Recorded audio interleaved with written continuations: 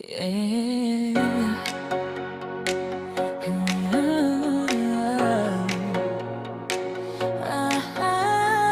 Shoot.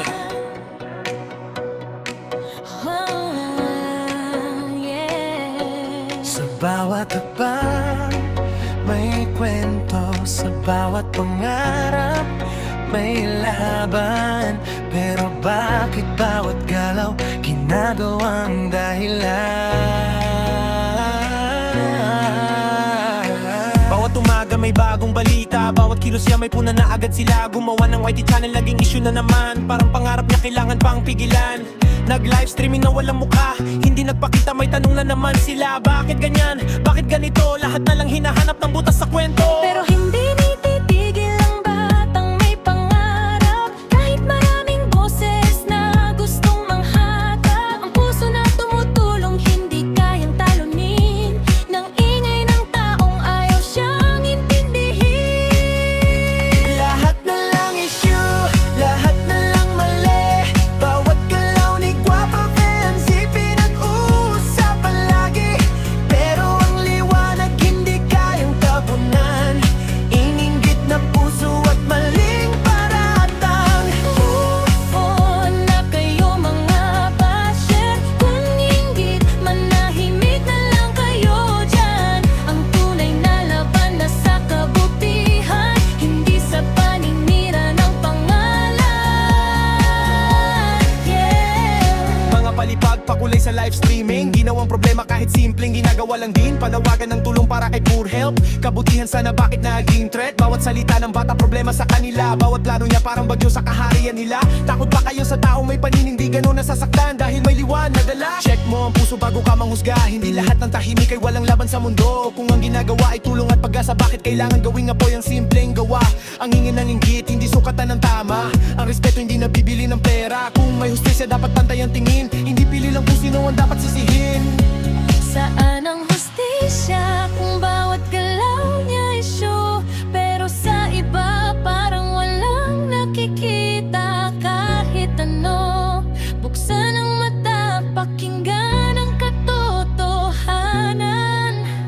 Hindi lahat ng kwento ay gawa ng kasinungalingan. Lahat na lang issue, pero hindi susuko. Si Guapa fans ilalaban sa sariling mundo. Sa gitna ng unos at mga salitang mabigat, manatiling matatag, mananatiling tapat. Move on na kayo mga basher. Huwag gawing kulungan ang sariling inggit. Kung may pangarap siyang tinatahak, hayaan niyong sumikat ang bituin sa langit.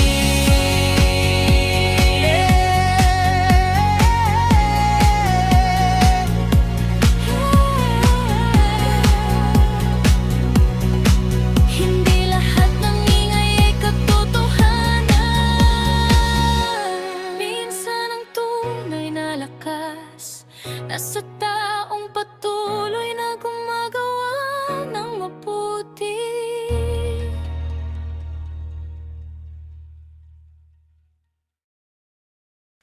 La la la la la la la la la la. La la la la la la la la la, yeah. May tanong na naman sila, may kwento na naman sa tabi-tabi. Pero ngumiti lang tayo, kasi mas masaya ang mundo kapag puno ng good vibes. Kapag si Guapa Benzi ay kumilos ng tahimik, may nakatingin agad, may comment na maliit. Kapag may bagong pangarap na gustong simulan, may mga taong gustong gawing malaking dahilan. Pero cute lang, hayaan nyo na. Hindi lahat ng bagay kailangan ng drama. Ang puso na masaya at may magandang hangarin, hindi kayang guluhin ng kahit anong tingin. Kaya smile lang tayo, huwag nang magalit. Ang inggit minsan lumalabas sa paninilip. Kung gusto yun ng kwento araw-araw, salamat na rin kayo. Ang libreng taga-subaybay namin ngayon. Ay naku, issue ka na naman. Bawat galaw namin parang may bagong kabanata naman.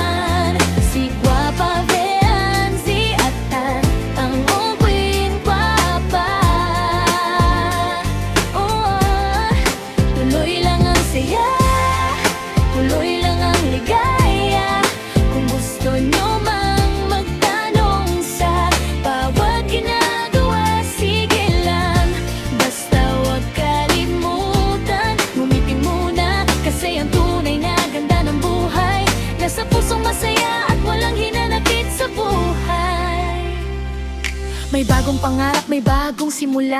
May bagong kwento na puno ng saya. Hindi kailangan patunayan sa lahat ng tao. Ang mahalaga ay alam namin kung saan kami patungo. Tingwa pa sabay-sabay ang hakbang. May respeto, saya at pusong matapang. Sa bawat araw at bawat pagsubok, mas pinipili pa rin ang pagmamahal kaysa ingay ng sulok. Kaya sa mga laging nakatingin, hello po, salamat sa inyong pansin.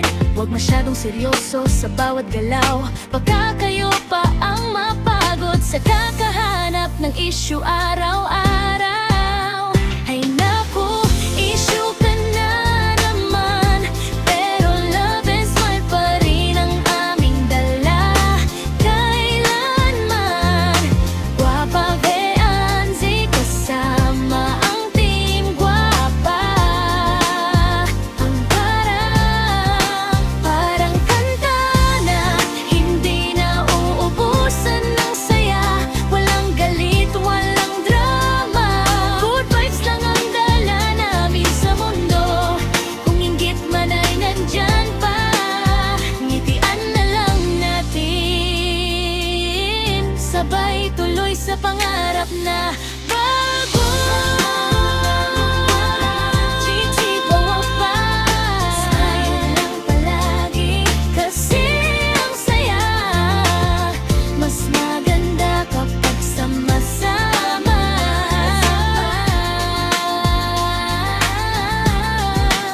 Sama-sama.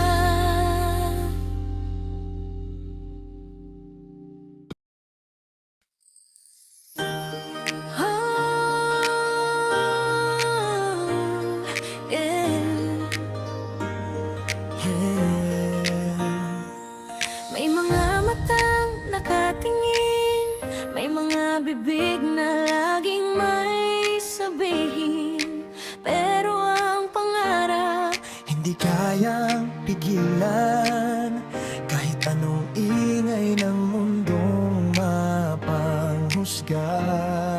Lahat na lang isya, lahat na lang may puna. Bawat galaw ni Guapa Veanzi may eksena na naman sila. Gumawa ng YT channel, bakit parang kasalanan? Nagabot ng pangarap, bakit kailangan husgahan? Nag-live streaming na walang mukha, hindi nagpakita, naging dahilan na naman ng duda. Kung saan siya pumunta, may mata na sumusunod, parang bawat hakbang niya gusto nilang harangin agad. pero hindi alam ng mga igay sa paligid na ang tunay na lakas hindi nasusukat sa bibig.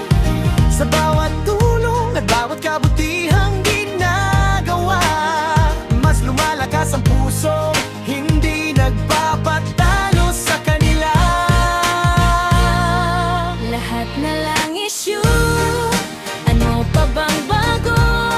Bawat kilos ni Guapa Veanzi gusto yung gawing gulo. Pero habang kayo ay puro salita at ingay, siya naman tuloy lang sa pag-abot ng kamay. Move on na kayo mga basher, kung inggit lang ang dala, itagoy na lang dyan. Ang liwanag hindi ninyo kayang takpan, kahit anong ingay ng inyong paninira sa pangalan. Mga palipag at pakulay sa live streaming, ginawa niyong issue kahit simpleng bagay lang din. Panawagan ng tulong para kay Pure Help, kabutihan ng dala, pero bakit niyo ginawang threat? Bawat salita ng bata parang bagyo sa kaharian. Bakit kayo takot sa simpleng katotohanan? Kung ang kabutihan ng dahilan ng pagbangon, bakit parang gusto niyong pigilan ng isang magandang Di alam siya kung kay Guapa Veanzi lahat napapansin. Bawat maliit na bagay ginagawang malaking hangin. Pero kapag sa iba nangyari, bakit tahimik ang mundo? Hindi ba dapat patas ang tingin ng tao?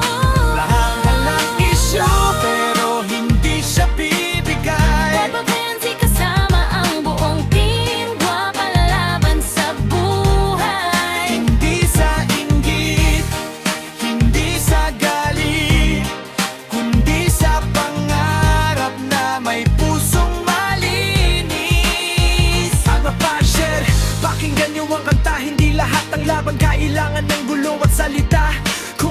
ang dahilan ng inyong pagsubok. Mas lalo lang ninyong pinapakita kung sino ang sumusuko.